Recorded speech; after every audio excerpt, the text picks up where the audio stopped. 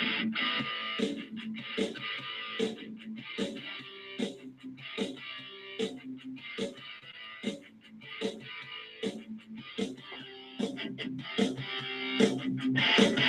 everybody. I'm Mike. This is Budget Guns and Gear Reviews, and you are listening to The Right of the People, where we use the first to defend the second every Friday night at 7 p.m. Eastern. So uncover your keyboards and fire up your fingers. Time to join the conversation.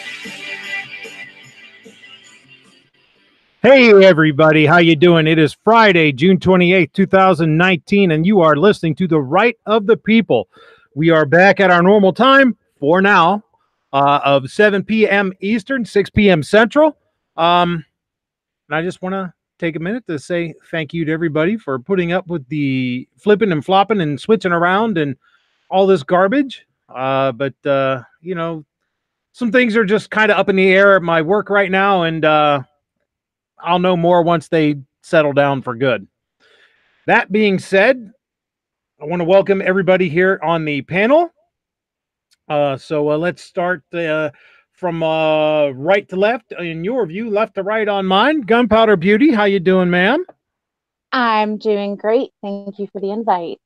Oh, no problem. Thanks for stopping by. We got the Kingpin himself, David Bowling. Hey, Budget. Thanks for having me. Oh, no problem. Always a pleasure. And as always, the lovable yet irascible Squibload. How you doing, sir? You know, I've been meaning to ask, does irascible mean that I'm kind of a jerk, but I've got a heart of gold or something? Irascible is grumpy and easily irritated. Oh, that's Squib. I did say you were lovable, though. And joining us tonight is the Gun Snob. How you doing, sir? Hey, thanks. Glad I can make it tonight. Hey, I'm glad you can make it too. I'm not real happy about having to sit next to Squib, but I'll deal with it. That's okay. They make a cream for what he has. You can get it too. And excuse me, I want to give a big hello and a shout out to everybody out there in the chat. We got the Gun Snob pulling double duty, Gun Lover Grandpa. I've almost added Stanley, Gunpowder Beauty, Green Badger Outdoors, Clint Taurus, Sandhill Shooter. Glad to see you guys out there now. Over on the Gun Channel side, it looks like. Let me hit the refresh button. Because we are indeed simulcast on Gun Channels. If you're not a member of Gun Channels, you should be. It's open 24/7, 365. It is the water cooler of the Internet's Second Amendment community. You can always find someone to talk with and something to talk about over there. So check it out. And right now it's empty in my chat room, but that's okay. Anyhow, we got a lot to talk about tonight, and we have a very definite cutoff time of 8 p.m. Speaking of Gun Channels, G-Webs is hosting a chat battle kind of trivia contest thing tonight. So make sure that you check that out at 8 p.m. Eastern. But for now, let's dive right into what we got going on tonight. And the first thing I want to talk about is this Democrat national debate, their presidential primary debate, and it was enlightening. You know, there were a lot of them. For one, so many that they had to divide it up into two different nights in order to fit everybody. And I think they have like 3,648 and a half candidates over there, which is okay. You know, it's good to have choices. Excuse me, I had to take a sip of my Polar Pop there. No throats were cleared in the obtaining of it. It looked like a game show. It looked like they were all on The Price is Right or Jeopardy or something. Yeah. All the lights and the podiums, and just when they announced them, they said who they were and what they did, and it was just like, come on down, you're the next contestant. That's about what it was. Just Dano says it's the first time he caught this from the start. Well, good. Let's hope you stayed till the end. Alex, I'll take who's the better communist for 700, please. And that's about what it boiled down to. That's if you really want an overview of the debate, that's pretty much what it boiled down to, was who's the better communist. And you know, there wasn't a lot that they agreed on. They were kind of all over the place, which you would expect from that many people from that diverse of backgrounds on the socialism / communism spectrum. But they did agree on one thing, and that was, well, let's go ahead and talk about this. I'm going to go ahead and read you a piece that I wrote last night and posted this morning on my website. Put some links out on my social media. You guys may have seen this. Democrat debate exposed their agenda by me. No one's coming for your guns. How many times have you heard that, either in person or when discussing gun control online? I've had friends say it. I've had acquaintances say it. I've had anonymous strangers say it. I've had supposedly pro-gun Democrats say it, times beyond counting, and I've had allegedly middle-of-the-road folks say it. Each time I hear it, I respond with a dissertation on the history of gun control in this country. But no matter what I say, it goes in one ear and out the other. Maybe people will believe the word straight from the horse's mouth. During this first round of the Democratic presidential debates, the candidates were all over the place on many issues, as you might expect from such a diverse, not to mention large, group of people, but they all agreed on one thing. Guns are bad, okay? Beto O'Rourke renewed his call for a ban on the venerable AR-15, saying, I don't know that we should raise the age for buying an AR-15. I just don't think we should be selling AR-15s in this country. Eric Swalwell repeated his desire to enact a mandatory buyback of so-called assault weapons and graciously said that you can, quote, keep your pistols, keep your rifles, keep your shotguns, but we can take the most dangerous weapons from the most dangerous people. Bernie Sanders echoed this when he contradicted a 2013 interview in which he said that, quote, everything being equal, states should make those decisions. He refuted the quote, saying that it was a mischaracterization of his remarks and that we have a gun crisis right now. 40,000 people a year are getting killed. He went on to say that he believes that what we need is comprehensive gun legislation that includes so-called universal background checks, closing the mythical gun show loophole, and ending the straw man provision, whatever that scary sounding term means. He then said that he would endorse a mandatory buyback. Not to be outdone, Cory Booker said that if you need a license to drive a car, you should need a license to buy and own a firearm.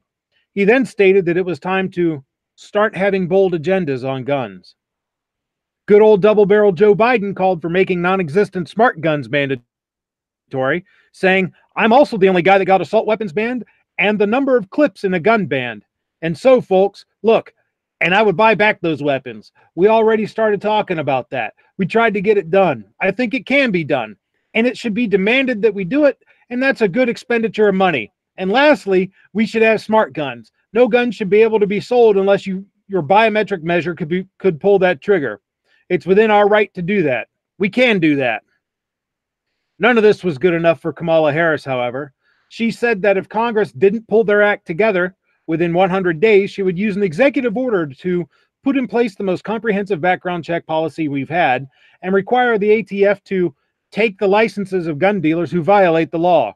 Her proposed executive order would also ban the importation of assault weapons. Responding to those naysayers who keep blindly claiming that no one is coming to take our guns, I say this. Here you have it, straight from the horse's mouth. So stop being a jackass.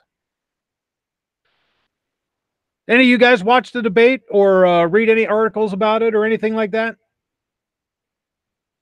Let's just go ahead and open for the panel. If you want to answer, go ahead. I've been watching it off and on today, and it's just funny. I watched enough snippets of it to know that I didn't want to watch the whole thing.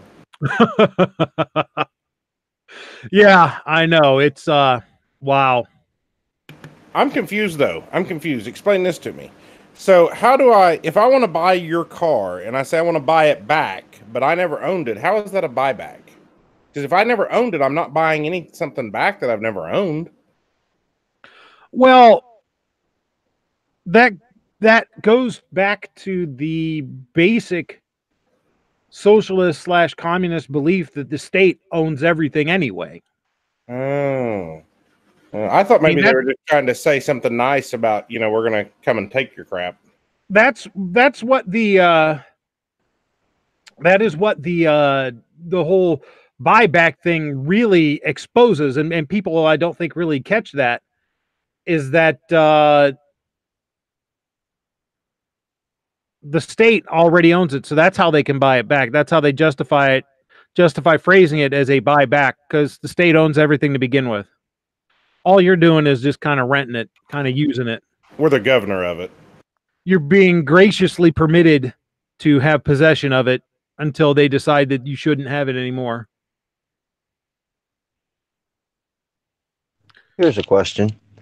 Sure. Since clearly Joe Biden is not going to cure cancer if you don't elect him president, what about, because I'm actually having a conversation with somebody on the internet, like a private email conversation back and forth about the same thing. If you're going to keep the guns out of the hands of the most dangerous people, why not start today doing that? Like, why didn't you start that yesterday or 20 years ago? Baltimore City could have used a lot of those bad people getting the guns taken out of their hands if it was just that easy. Yeah. Well, then they wouldn't be able to have anything to fearmonger with.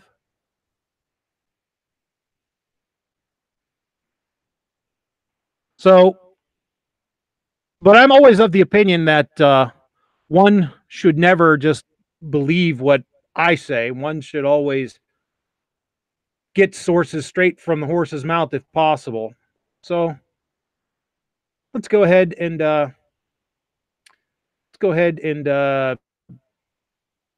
this. I'm going to use 20 of my seconds just to say there's one thing we don't all agree with when it comes to guns, and I think it's common sense, and over 70% of Americans agree with me. If you need a license to drive a car, you should need a license to buy and own a firearm. And not everybody in this field agrees with that, but in states like Connecticut that did that, they saw 40% drops in gun violence and 15% drops in suicides. We need to start having bold agendas on guns. So that was Cory Booker. Let's see, what did Beto O'Rourke have to say? Do we have a did they have a clip from him on this? Yeah, they do. Here we go.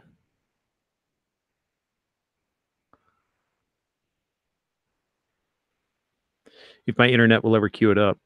What do you tell a gun owner who may agree with you on everything else? Okay, but says, you know what? The Democrats, if I vote for them in there, they're going to take my gun away. And even though I agree with you on all these other issues, how do you have that conversation? Here's how we had that conversation in Texas. I shared with him what I learned from those students who survived the Santa Fe High School shooting. A young student named Bree, her friend Marcel, who survived another shooting, the mother of a victim who lost her life, Rhonda Hart. They talked about universal background checks where you close every loophole. We know that they save lives. Talked about ending the sales of assault weapons into our communities.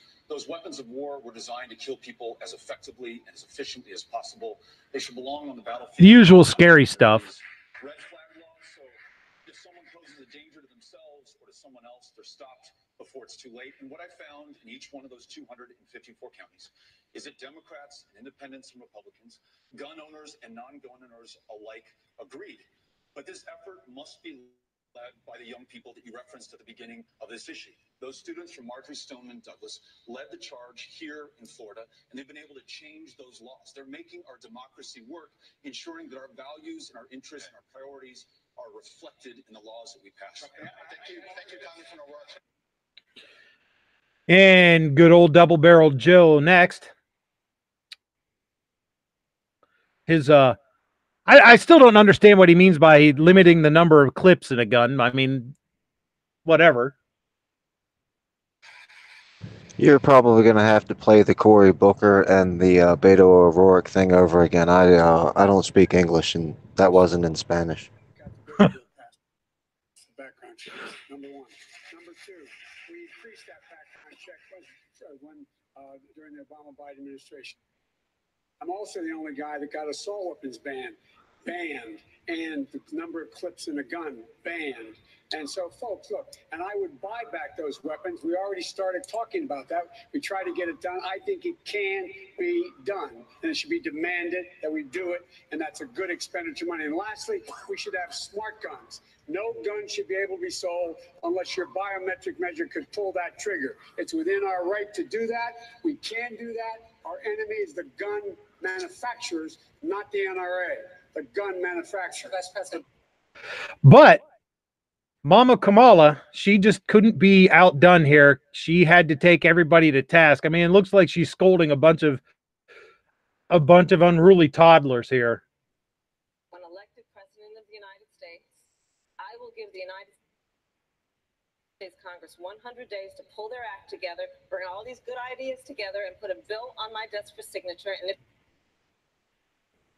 they do not, I will take executive action, and I will put in place the most comprehensive background check policy we've had. I will require the ATF to take the licenses of gun dealers who violate the law, and I will ban by executive order the importation of assault weapons. Because, you know, screw Congress, I guess. I don't know. I mean, you know, what the hell with Congress, right? All of that stuff is already the law. Don't let that stop you. Come on. Never let the facts get in the way of a good agenda. You should know that that's their mantra by now. Well, I'm concerned that Joe Biden has realized that the NRA is no longer the enemy. Now they're going after the gun manufacturers even more so. Is it because of all the NRA debacle that he's decided it's not worth going after them? They're going to tear themselves down, so now he's going to go after the manufacturers? Yeah. Oh, you know, that's always been part of their strategy. You know, remember this bill that they recently introduced to remove the Protection and Lawful Commerce Act that keeps firearms manufacturers from being sued for misuse of their products. They recently tried to repeal that. Oh yeah. So yeah, they've always wanted to go after the manufacturers and therefore thereby make it too expensive for us to buy a firearm. I don't know why they didn't just say what they really want. I don't know why they won't just come out and say they want all American gun owners gone. They just want us all gone. They hate American gun owners. It's not to do with the guns. It's gun owners. They don't like people that aren't reliant upon the government. Because then they can't have the useful idiots who say no one's coming for your guns. Because then they can't have the fuds buried with their heads buried in the sand who says, well, you know, as long as I can keep my hunting rifle and my shotgun and my revolver, I'm okay. I can't say as long as I can keep my 1911 because now they're starting to go over the whole semi-automatic mechanism thing. Well, also, I'm hoping some fuds wake up over that one, but if you just get rid of the gun owner, per se, like the person, then they're not going to have anybody to pay taxes for all their other welfare. No, that's all right. All their other willing slaves will go ahead and just breed more willing slaves who can then be more easily indoctrinated. Because really, that's what we're talking about. Not to don my tinfoil hat, but I guess I'm going to don my tinfoil hat, is truly, you know, we were talking in the pre-chat about the universal quote-unquote healthcare thing, and I made the statement that the universal healthcare thing is just another mechanism by which they can control you, because if you are dependent upon someone for a necessary service for something that you have to have, then they can tell you what to do. That's why they want everybody on universal health care. It's why they don't want you to have guns. Just as with gun control, it's not about the gun, it's about the control.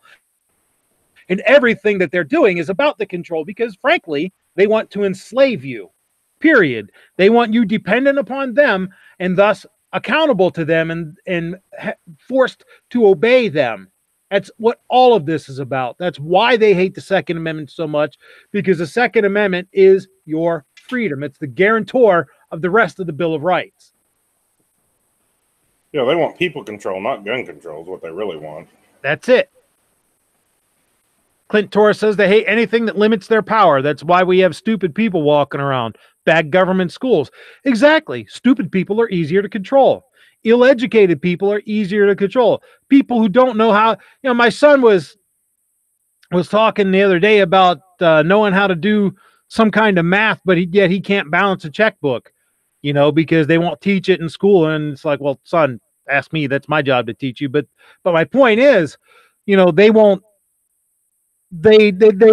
teach people anything useful, or at least anything that isn't immediately useful to their overlords.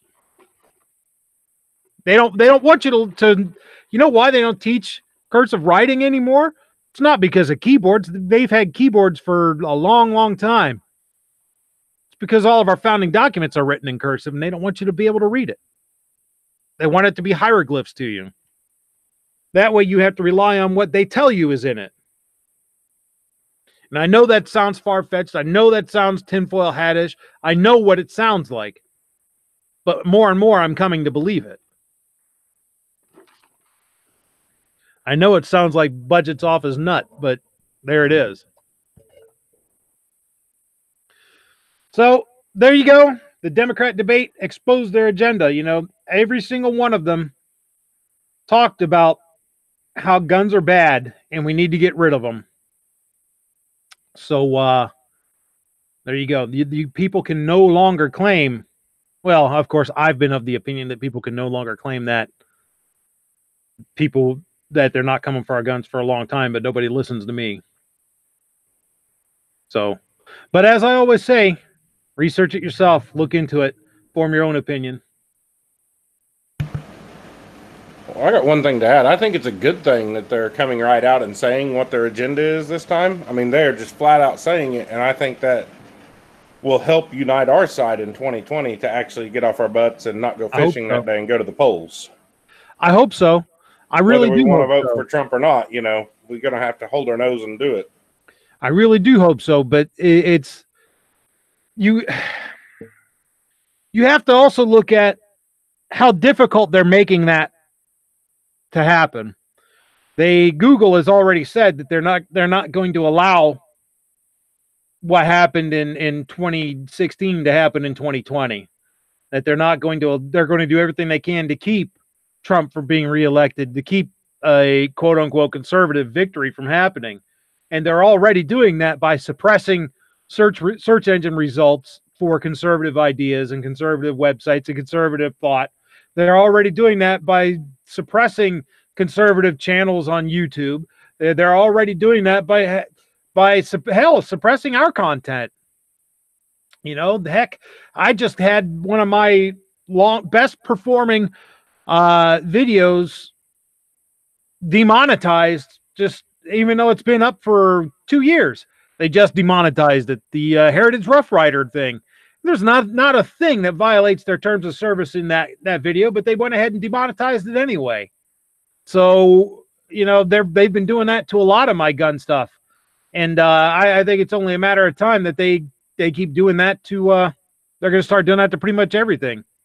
I purposely said the 2 words that you had to bleep out in your last video in one of my last videos. I purposely said them and I put them in the tags just to see if they would put up another viewer discretion is advised warning in front of mine. They didn't, and I thought, well, okay, that's kind of weird, but I figure if you're just not on their radar yet. Apparently, I did something that triggered it.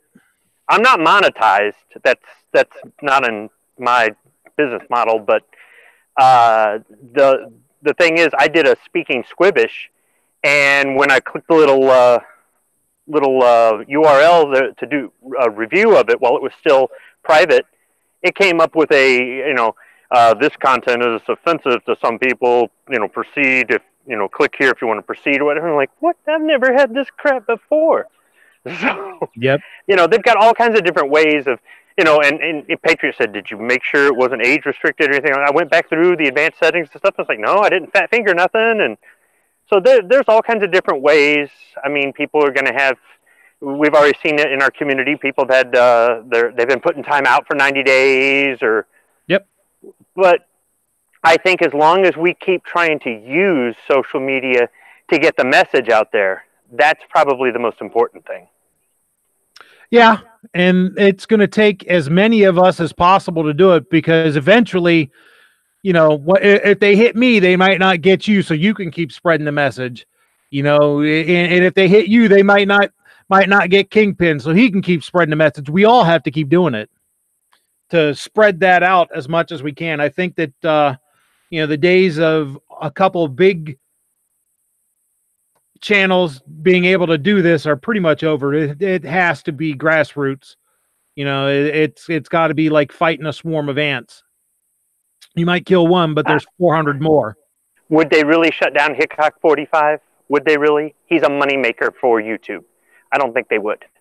I think if he started getting political, I think that he would go bye-bye, because I think they're that warped by their ideology. But see, it's just like those candidates.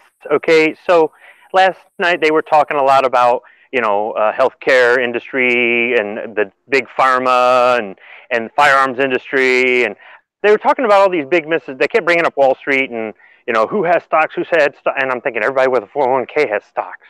But I'm just there thinking they weren't asking them the right questions. They should have stopped all of them right there and said, how many of you up here have investments? Not what company they're in, but how many? None of them could have, if they had to be truthful, could have stood there with their hand down. They don't have to raise their hand. They all have money in big companies. They all have money in investment portfolios that maybe branch out, and somehow or another it's related to pharmaceuticals and firearms and big petroleum and all this other. So these guys are being hypocrites by, you know, just lying through their teeth about, for the average American. And wait. Politicians are being lying hypocrites? Yeah, I know. What? What I'm saying though is, in the same sense, YouTube or Google or whoever, for little things, I just don't think that they would. I don't think they'd care, because it doesn't make them a lot of money. But if you're that big of a channel that they can sell ads or do whatever I think at that point they'll be just like the lying politicians. They're saying, well, you know, these big Wall Street are affecting citizens and who owns stocks. Meanwhile, they're going, thank goodness I just bought another couple thousand shares in that petroleum company. I think that if you can make money for Google, YouTube, whoever, then I think they're going to be less likely to ban you. It's when you just don't have the numbers. If you can't generate the numbers, then they're going to say, well, this isn't worth it. We'll just ban them. But yeah. I don't know. PewDiePie is the biggest YouTuber since YouTube started, and YouTube attacked him plenty. Yep. So if they want to, there's nobody even close to as big as PewDiePie, and they went after him. Yep. Well, they're slitting their own throats financially. They're slitting their own throats financially, because if these senators and governors and other. Let me ask you a question. Let me ask you a couple questions. What is a CEO's responsibility? Is it a CEO's responsibility to maximize profits for the shareholders? Yes. Do you think Dick's Sporting Goods CEO had that in mind when he made the decision he did? Because he made that decision and it cost them millions of dollars, and he has publicly stated that he would do it again. Okay. Good example. Fair enough. They are driven by ideology. I guess it's just, but see, okay, be driven by your ideology, but if your ideology drives you to the poorhouse, shame on you. Yeah. They don't care. YouTube can get rid of every single gun guy and every single conservative and still make billions of dollars a year on cat videos and how to, change a tire videos. Yeah. I'm starting a second channel just in case, and it's not gonna be gun related. It's a history related thing. Just FYI, I'm starting another channel. Now you do realize history's all bad too, because they don't want you to hear the history, and history's racist also. Well, yeah, this is true, but I'm going to make sure that I showcase a lot of diverse and positive things in history too.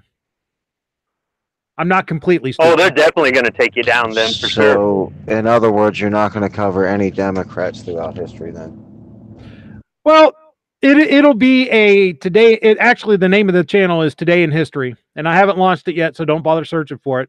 But it's Today in History, and I'm gonna a couple times a week go over 2 or 3 different things that happened on that day. Like for instance, on my first one is going to be July 3rd, and what the hell? See, I don't even have my notes with me, so I'm not sure what I'm talking about on July 3rd. But let's say July 8th, because I know that I've just researched that one.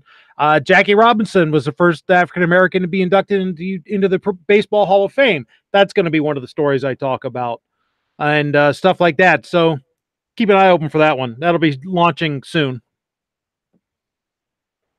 I have to do some voiceover to get a couple of videos ready, and then I'll launch it. But just FYI. So yeah, I'm doing that just so I can have a hopefully build that up and have a revenue stream from advertising and whatnot that will help support this channel. Because yeah, I suspect that anything that I get that I'm getting now, you know, my roughly $50 a month I make off of AdSense is going to go away in the very near future. That's what it's looking like. I look at my analytics and everything has yellow dollar signs. A lot of stuff does. The stuff that's doing well does anyway. Now, I'm not saying they're doing it on purpose, but who knows? Anyhow, let's move on to some better news. Here in my home state of Ohio, constitutional carry is one step closer to coming into existence. This is by Chris Egger from guns.com. Ohio permitless concealed carry bill advances. Lawmakers in Ohio on Wednesday gave initial approval for a bill recognizing the Second Amendment as all the permit needed to carry a concealed handgun in the state. The measure, HB 178, eliminates the state's concealed weapons license requirement and codifies the right of a person who is 21 or older and not otherwise prohibited from possessing a firearm to carry a handgun without first getting a CWL, which here in Ohio, it's not a concealed weapons license. It's a concealed handgun license, but I'll let that slide. The bill won the 7-4 approval of the House Federalism Committee this week. Under current law, Ohio residents must pay a minimum of $67 for a background check when applying for a carry license and show proof of having received at least 8 hours of firearm competency and safety training. Sheriff's offices in the Buckeye State last year issued 69,375 new licenses and renewed 98,927 existing ones, the latter a record. HB 178 would keep the current permitting program in place, but modify state law to stipulate it is not a crime to carry a concealed handgun, without having such a license. Among other tweaks, the bill would eliminate the current requirement to notify law enforcement when a person is carrying a weapon. Currently, a violation of the notification requirements is a first-degree misdemeanor, which can lead to 6 months in jail or $1,000 in fines and results in suspension of the licensee's carry permit. House Speaker Larry Householder, Republican Glenford, intervened last week to delete a requirement as part of HB 178 that would have mandated new gun owners receive a pamphlet on state gun laws, saying he was urged by Ohio gun owners to drop the requirement over fears about confusing language. The measure now heads to the Chamber's Criminal Justice Committee for further review. Currently, permitless carry, also referred to as constitutional carry, is the law of the land in 15 states in one form or another, with the 16th, Kentucky, joining that club next month. So hopefully things are going to get a little bit more free here in the Buckeye State. And that suits me just fine. Now, does the law only cover residents? Or when I cross the border to make a beer run, does that mean I would have permitless concealed carry? I don't know. I would suspect residents, but that's just a guess. I'll have to look at that further. I know that I intend to keep renewing my permit just because for reciprocity reasons, and because here in Ohio, having a concealed handgun license means that all you have to do, matter of fact, that's what I did today. All you have to do is go to the gun shop, fill out a 4473, and you don't have to wait around for a NICS check. That is your NICS check. Because I went to the gun shop today and did that. By the way, folks, here's a sneak peek at something coming to the channel soon. Bought a picked up the lower for my KS-47 from Palmetto State Armory. It's a 7.62 by 3.9 AR that takes AK magazines. So this will be coming soon. I'm going to take it out and shoot just about every round of 7.62 by 3.9 I have through it this weekend. So watch for this. But anyhow, I'm going to keep my concealed carry permit just because of that. So that I don't have to jerk around with NICS checks, or so that I can still have reciprocity in other states. And I don't have to worry about it. Local 223. No, it's not the Bug-Eye State. It's the Buckeye State. Maybe I have a speech impediment or something. I don't know.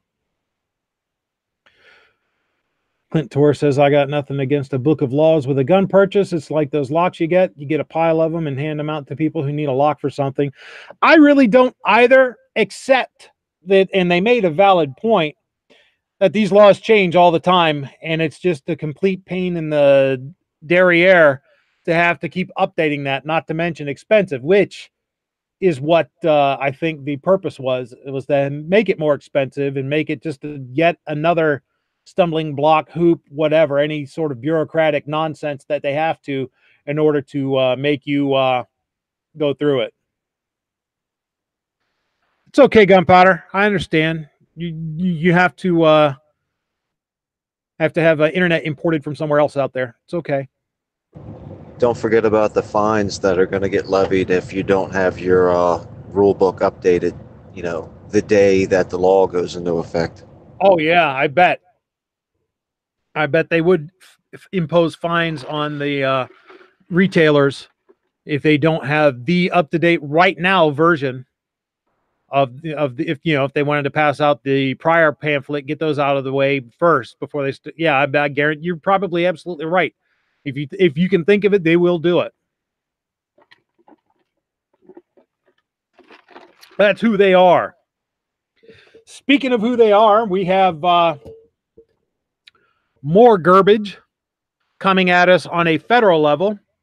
This is from townhall.com by Beth Bauman. Brace yourselves, gun owners. Dems introduced a new gun control bill. Multiple anti-gunners in the Senate are moving to ban suppressors following the tragic shooting in Virginia Beach, Virginia. The Help Empower Americans to Respond Here Act is being introduced by Democratic Senators Bob Menendez, New Jersey, Dianne Feinstein, California, Richard Blumenthal, California, and Tim Kaine, Virginia.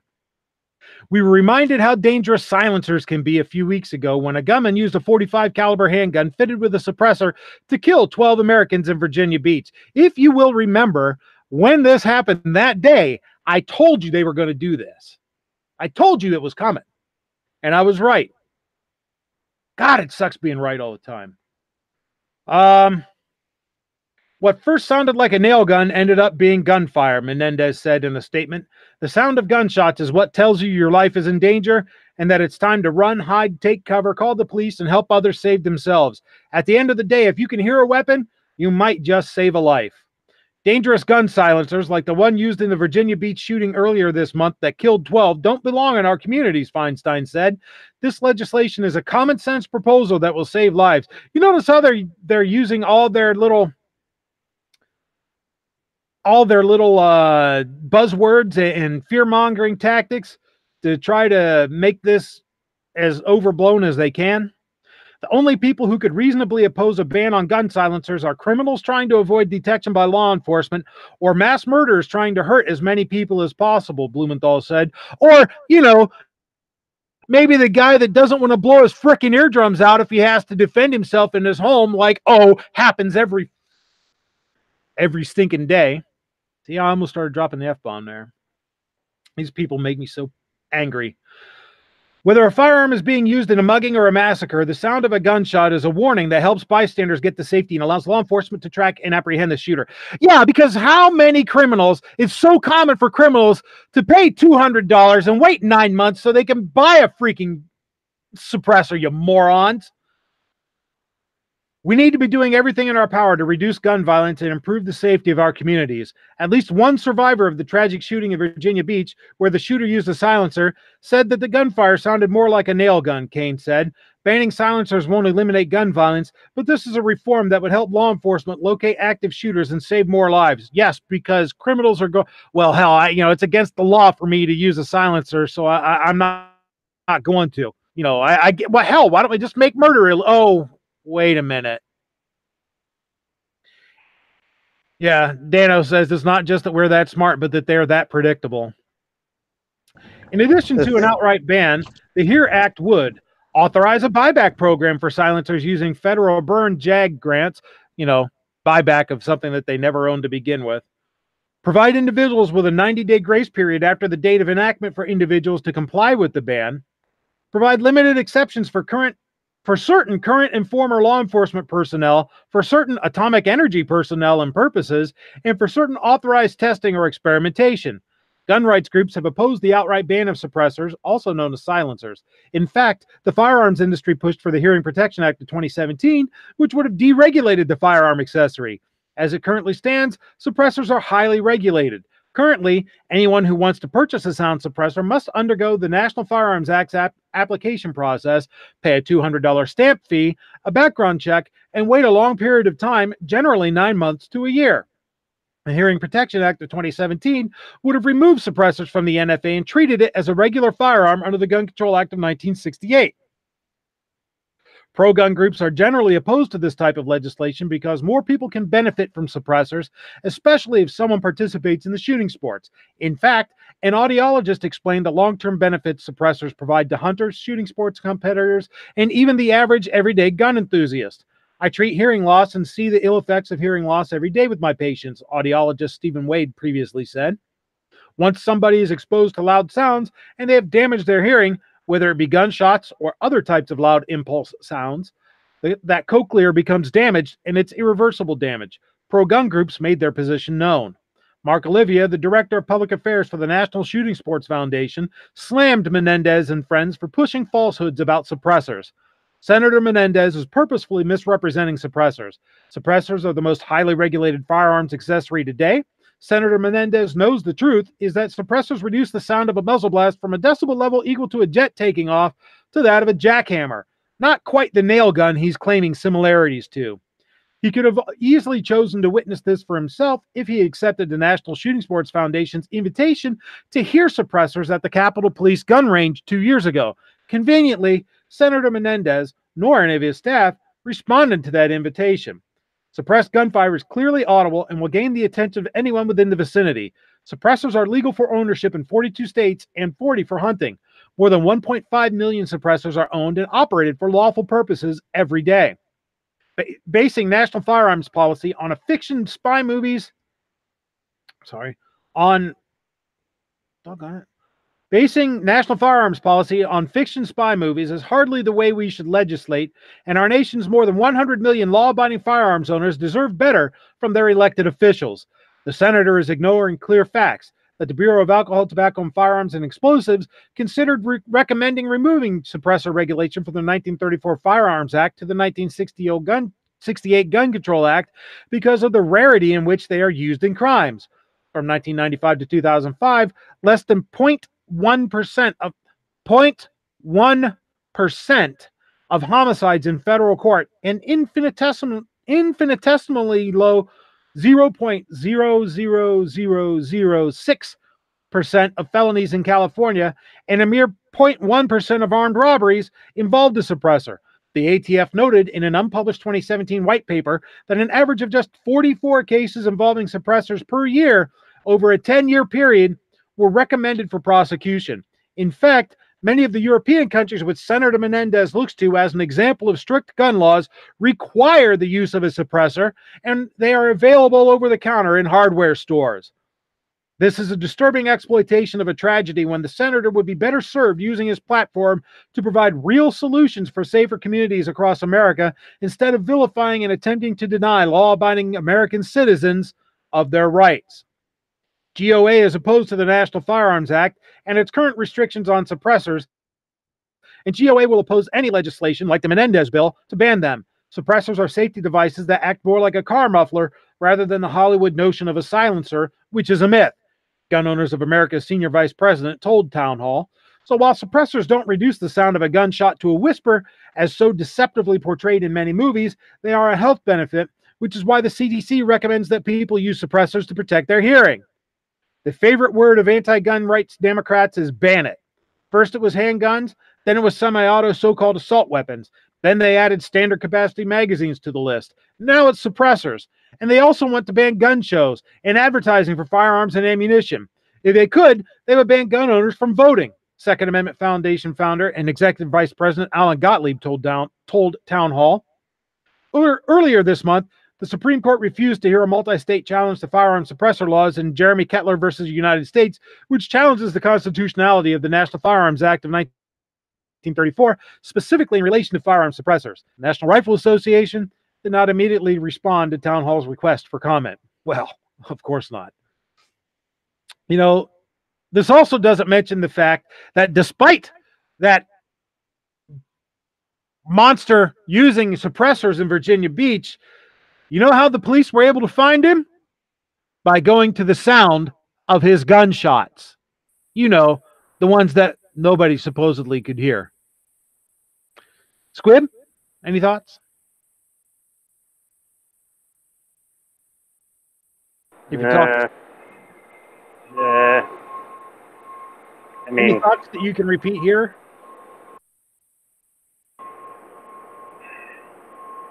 Nah, I better keep my mouth shut. Okay. Kingpin, you? I'll take a little stab at it. Hopefully I'm not robot and I'm having internet No, you're problems. Good. A lot of these conversations come down to not really understanding criminals. Well, obviously, I mean, it's just flat out lies. But since we're going to play the game and pretend like they're just misinformed, criminals want you to hear their gun go off. When a bad guy walks up to somebody else and starts plugging him, they want other people to hear that. That's the whole point. If you're got this, Martin Lawrence diamond thief that's going to crawl through the skylight of the building and, okay, maybe those people got silencers to commit their crimes, but those silencers are probably homemade, so they are quiet. But your average, everyday, run-of-the-mill thug, we'll call them, they want you to hear the gun go off. And the rest of them don't care enough whether or not the gunshot goes off, because shortly after the gunshot goes off, they flee the scene. The biggest part is pretending like they're just misinformed. Pretending like AOC is really that stupid. Well, she may be that stupid. Pretending like Nancy Pelosi is really that dumb. Pretending like Bernie Sanders is really that dumb. They're not stupid. They're very, very smart people, and they're shrewd as can. Yeah, they're shrewd as can be. So it sucks really having to sit back and pretend like they're just misinformed and not just straight liars. Let's not forget, Senator Menendez is the guy that came out of court and told everybody he was going to get revenge on them.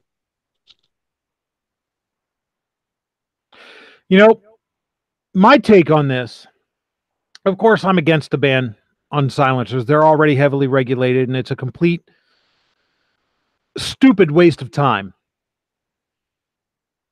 However, I think that this is an illustration of something more. Since suppressors are already one of the most heavily regulated items in this country, I mean, you must pass a background check.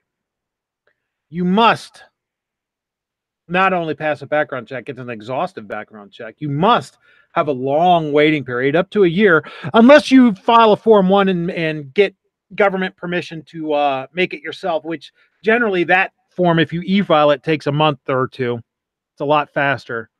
But if you just want to buy it, not only do you have to go through the background check and get permission, not only do you have to wait 9 months to a year, not only do you have to pay a $200 tax,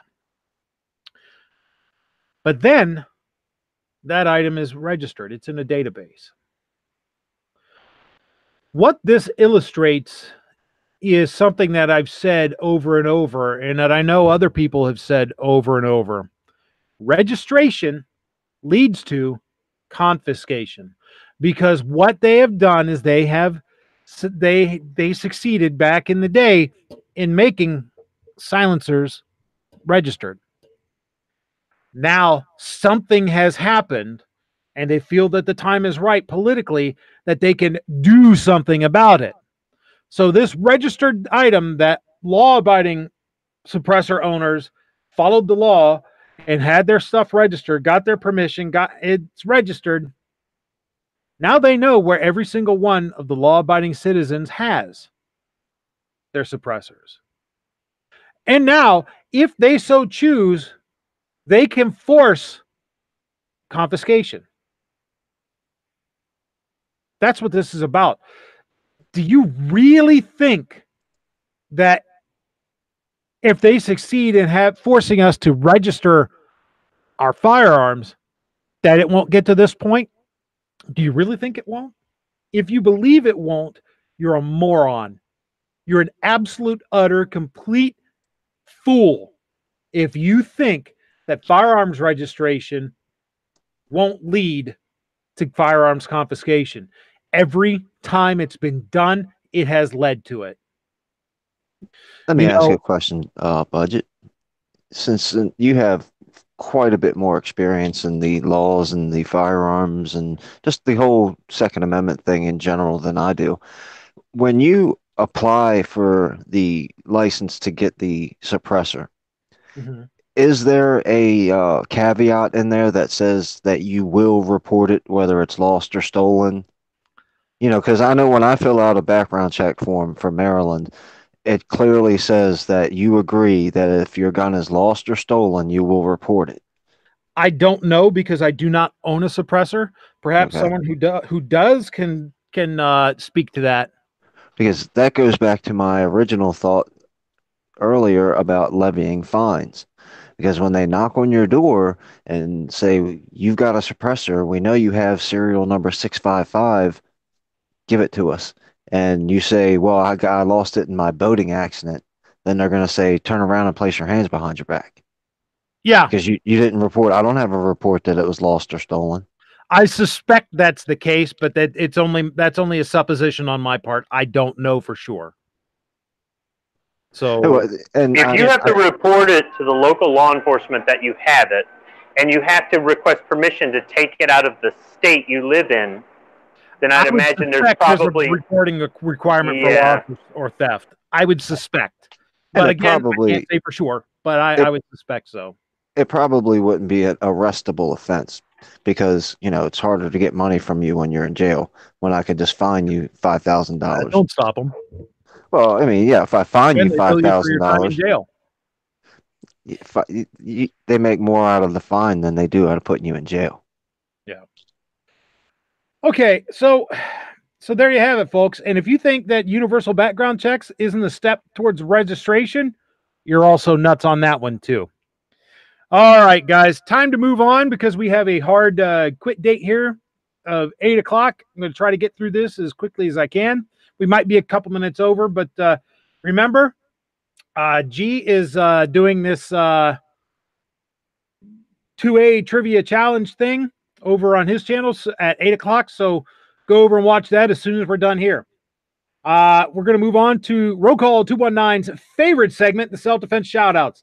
For those of you who are new to the show or who haven't stuck around to the end, self-defense shoutouts are not where I am reveling in the death or the injury of the bad guy. It is, in fact, where I'm reveling in the proposition that the good guy had the means, method, and opportunity to defend themselves against the bad guy.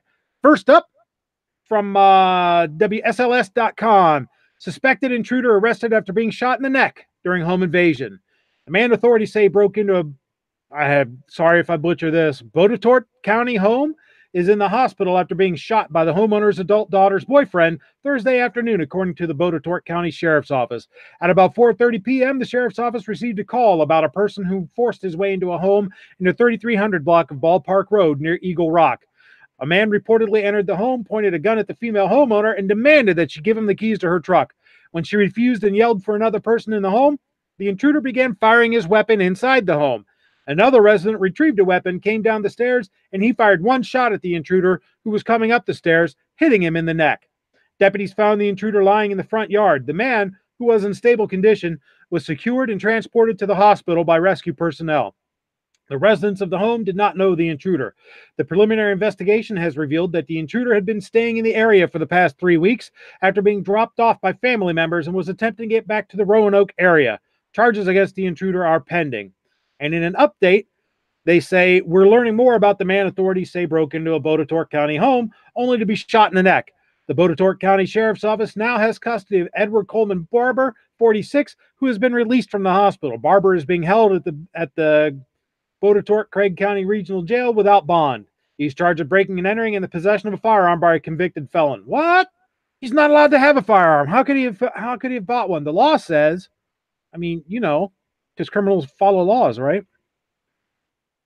The homeowner's daughter's boyfriend, I bet he had a Glock. What's wrong with the Glock? Never mind. That's right. He probably had a high point. And even if he did, good for him. Hopefully he got an early version yeet cannon. Local woman shoots, tackles burglar by Chelsea Edwards. This is from KWTX in Killeen, Texas. A 5'6", 135-pound man who broke into a Killeen woman's home before dawn on Sunday ended up facing down the barrel of a gun. This is from June 23rd. The woman, who was alerted to a break-in by noises outside her house on the 2200 block of Wheeler Avenue, shot, tackled, and held down the burglar, who remains at large with a gunshot wound to the arm after managing his escape. The empty nester, who asked not to be identified, is retired from the Army and lives alone. She's been looking forward to an upcoming trip across the country at the end of her lease, but after the incident, she says she's packing up earlier than planned. At around 5:30 Sunday, the woman, an admitted light sleeper, was wide awake when she heard the sound of someone dismantling her porch light and then removing her garage door window. The man used the trash can for a boost to get through the window. The woman was ready for him, though. I loaded my handgun, she says. I sat here and waited. The burglar entered the home through an unlocked door between the garage and the kitchen and walked down a hallway that leads to her bedroom. She first saw his cell phone light and then his silhouette as he stepped into the bedroom doorway. That's when she fired a shot with her 9mm handgun, striking him in the arm. He screamed and ran, she said. She followed him down the hallway and fired again, but missed. It ricocheted off the floor into the closet, she said. The intruder tried to escape the way he came in, but he couldn't climb out the garage door window with his wounded arm, so he went back into the house. The two scuffled and the gun discharged. The shot hit the dining room wall. She managed to overpower the man, holding him down while trying to call police. He told me, I didn't get anything. You already shot me, so just let me go, she said. The man managed to break free and escape through the front door, but not before she got off a final warning shot that went through a wall near the front door. This is someone's child, someone's son who took the wrong direction somewhere to try me, she says. But he got the right house because hopefully he learned a lesson. Although she spent 9 years in the Army, she says this is the first time she shot someone. She credits the training she received through a self-defense handgun class with keeping her calm. The burglar was shirtless and was wearing gray sweatpants. And I suspect that when she was done, those gray sweatpants had a brown streak too.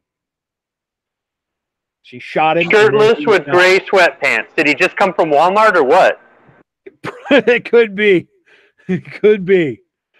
Next up from Crescent Township, from KDKA by Lisa Washington from June 25th, 2019. Police. Homeowner shoots, kills young man trying to force his way into house. Crescent Township. Police say a young man was shot and killed overnight while trying to force his way into a Crescent Township home. According to Allegheny County Police, this must be in Pennsylvania. According to Allegheny County Police, officers and paramedics were called to the scene along Star Road just after midnight. I happened to be up watching TV late last night, and I heard what I thought was a gunshot, and I blew it off assuming it couldn't be a gunshot because we have a very quiet neighborhood, said Ryan Mann, a neighbor. Police say it all started a short time before when a 22-year-old man showed up at the house asking if a specific person was there. The 59-year-old homeowner told the man there was no one there by that name.